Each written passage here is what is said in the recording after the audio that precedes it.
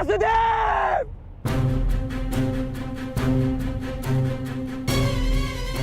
शत्रु पक्ष योद्धा होकर यहाँ क्या कर रहे हो? मैं तुम्हें अभी यहीं समाप्त कर दूंगा। शांत विकोदर।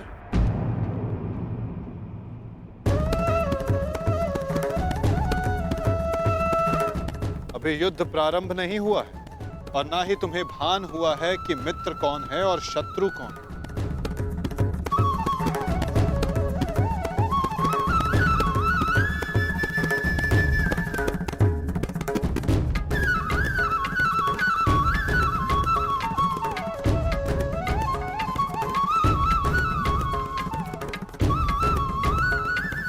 मेरे साथ आओ वृषसेन।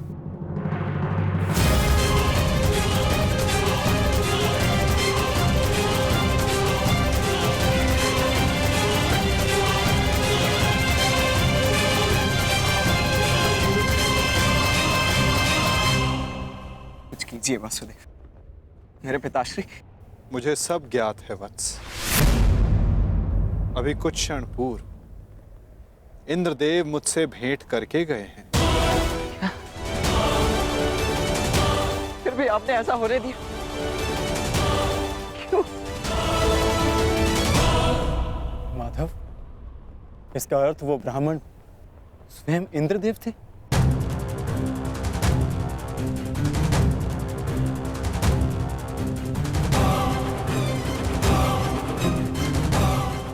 नहीं,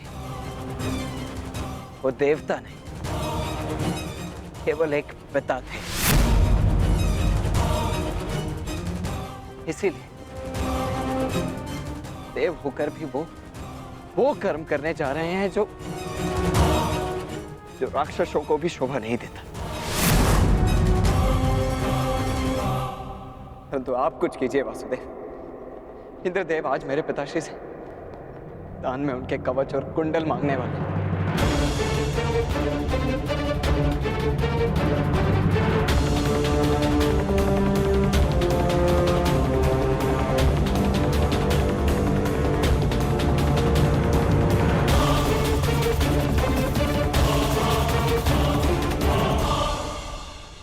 मेरे पिताश्री को ऐसा करने से रोक लीजिए, उनकी रक्षा कीजिए।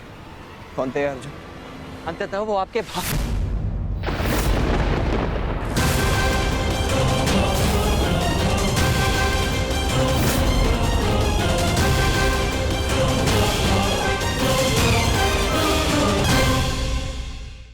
वो आपके भयंकर और एकमात्र प्रतिद्वंदी। क्या कवच छीनकर उनसे युद्ध जीतना चाहते हैं आप?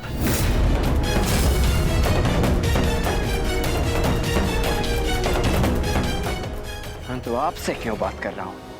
आप ही के कारण तो ये सब हो रहा है।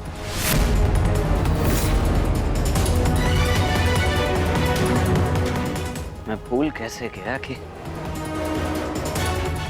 इंद्रदेव स्वयं आपके पिता हैं।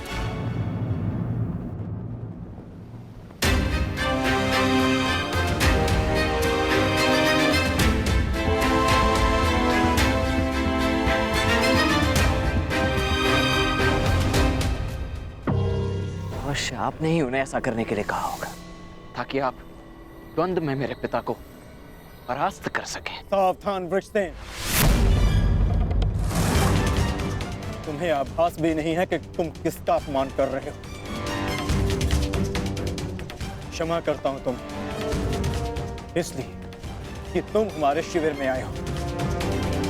अन्यथा इस दुस्साहस का मूल्य तुम्हें तुम्हारे प्राण देकर चुकाना पड़ता। स्मरण रखना कि मैं कौरवों की भांति छल में विश्वास नहीं रखता। मैं ऐसी कुछ नीति नहीं अपनाऊंगा। पिता की संपत्ति यदि पुत्र भोग सकता है तो पिता के किए दुष्कर्म भी उसे भोगने पड़ते हैं। महारथी अर्जुन,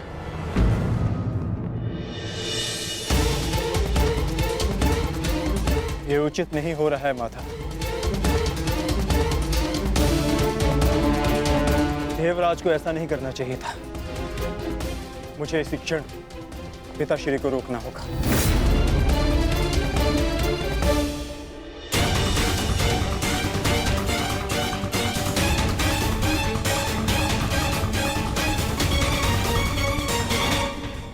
कहिए इंद्रदेव, क्या दान मांगने आए हैं आप?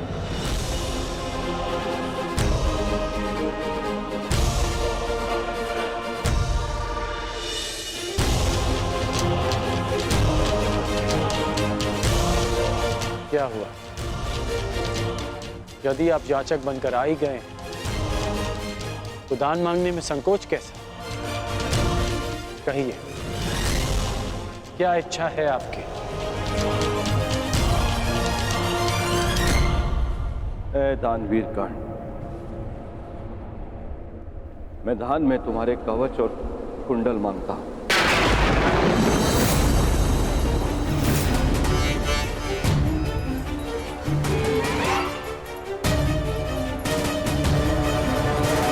जो आज्ञा इंद्रदेव।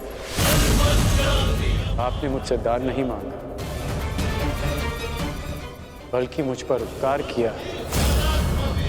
एक सूत पुत्र के पास स्वर्ण कवच रहने का क्या लाभ?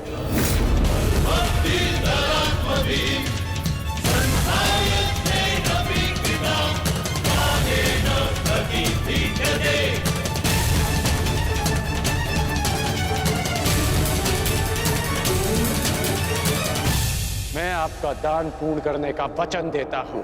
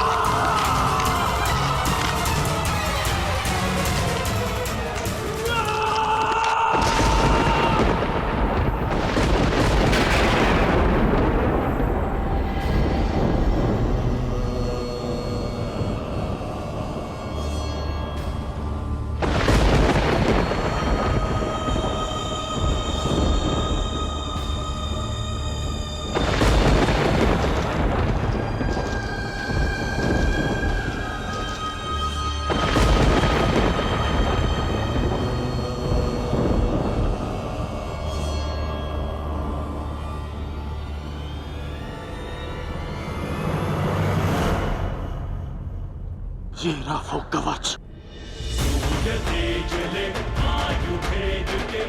जिसके कारण आपके पुत्र के चिंता के बाण आपके हृदय को भेद रहे थे।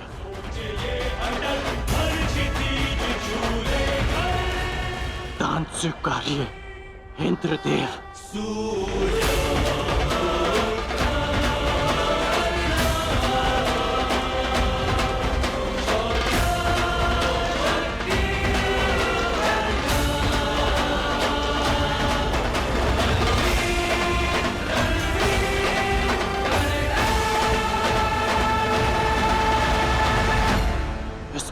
नहीं इंद्रदेव।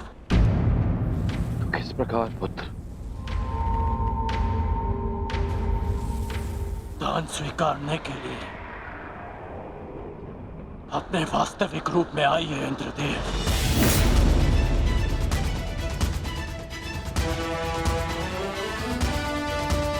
ये आपके पुत्र और विलक्षण योद्धा के सम्मान के लिए कह रहा हूं मैं। उस माता के सम्मान के लिए कह रहा हूं जिसने अर्जुन जैसे योद्धा को जन्म दिया। दान में पुण्य का फल होता है। इसे जल का भाग मत बनाइए। अपने वास्तविक रूप में आइए। आइए इंद्रदेव अपने वास्तविक रूप में।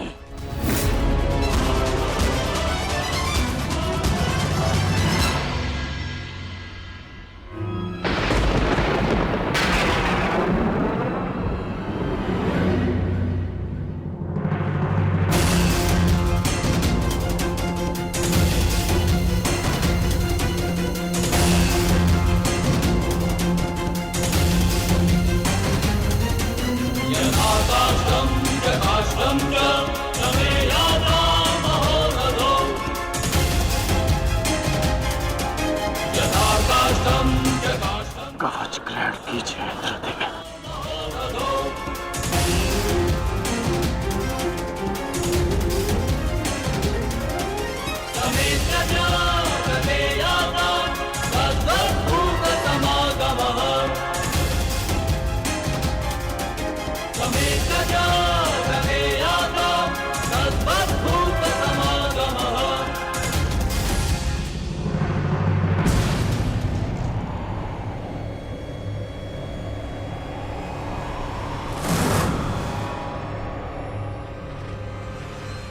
ये आपने क्या अनर्थ कर दिया पिताश्री।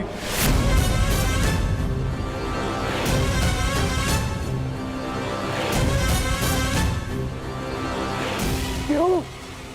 क्या आवश्यकता थी आपको इसकी, जो आपने कर्ण से उसका कवच कुंडल छीन लिया?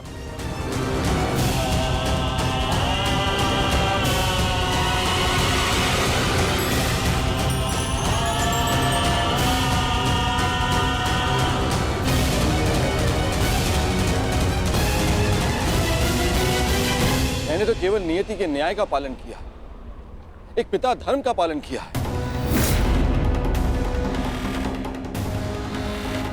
ये किस प्रकार का पिता का धर्म है पिताश्री? पिता का धर्म होता है अपनी संतान में आत्मविश्वास जगाना, परंतु आप अपनी संतान की शक्ति पर विश्वास ना करके कौन सा पिता का धर्म निभा रहे हैं? बताइए मुझे पिताश्री।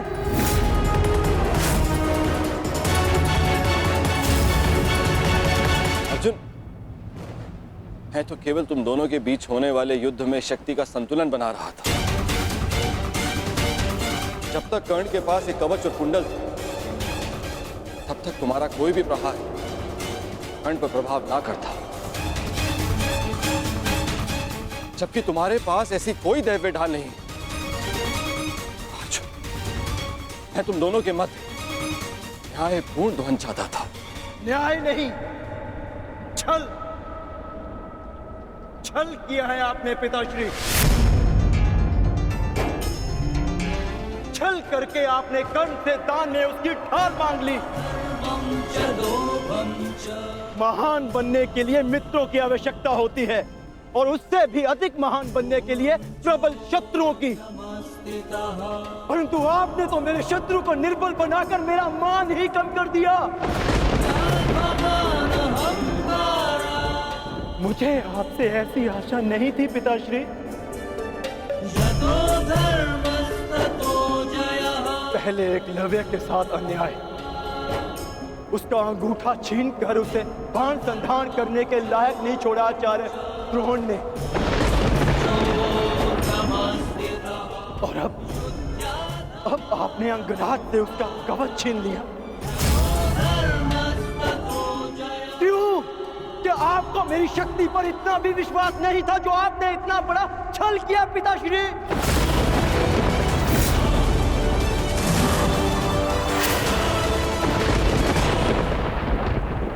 सोचा भी है आपने कि अर्जुन को इतिहास किस नाम से स्मरण करेगा? कि उसने उन योद्धाओं को परास्त किया जो उससे कम शक्तिशाली थे, कि समान कौशल रखने वालों के साथ छल किया उसने। मैंने इस महायुद्ध में कर्ण को परास्त करने का वचन दिया था, परंतु मेरे लिए मेरी सबसे बड़ी विजय को आपने छल से रचा हुआ प्रारब्ध बना दिया पिताश्री। और यदि अब मुझे विजय मिली तो भी उसे आपका छल गिना जाएगा, मेरी कुशलता नहीं। प्रारब्ध क्या है उसे कोई नहीं जानता अर्जुन। मुझसे मेरे कवच को छीना है, परंतु मेरे कौशल को नहीं। ना मैं धनुष उठाना भूला हूं, ना बाण संधान करना। तुम्हें जिस द्वंद की अपेक्षा है वो द्वंद तुम्हें अवश्य मिलेगा।